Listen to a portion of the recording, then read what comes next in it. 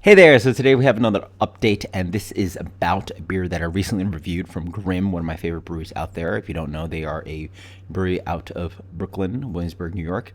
And I recently reviewed their Pulse Wave IPA, which I was really excited about, and unfortunately, it was about 6 months old. So I reached out to the brewery, and they literally replied within a day.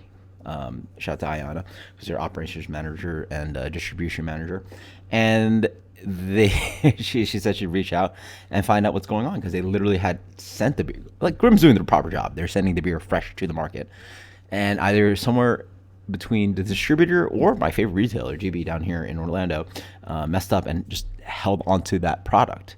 I even posted a link to in that email saying, hey, like, so the cool thing about going to a really great craft beer store is that rotates their product. Like when they release like that picture, people do social media, the Instagram post, like, hey, this is what we got in the week this week. You guys know that post ideally. If you guys are watching this post, you guys have a small craft beer store / bar that, hey, this is what we got in this week. And like, you check that photo, boom, I'm going to get it because it's fresh.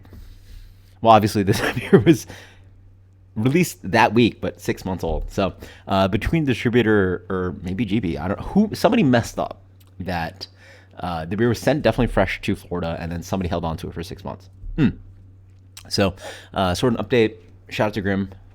Shout out to the reply, and then they're gonna do something about it. They're gonna reach out like, yo, why do you have like product that's 6 months old?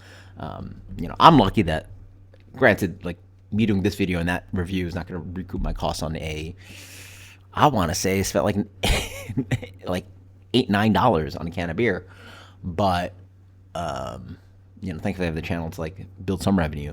But for a regular consumer, that is absolutely like bonkers BS. Like, it's like that's real money, right? It's like, because the thing is, if at a craft beer bar or a restaurant, like you can send back food like, hey, this is not properly cooked. Hey, this beer is oxidized. Hey, this beer has XO flavor. Hey, I actually just really don't like this beer, and like, I work in the industry, and I'm just like, all right, you don't like the beer, we'll get you something else, right? Like, it's just part of the job.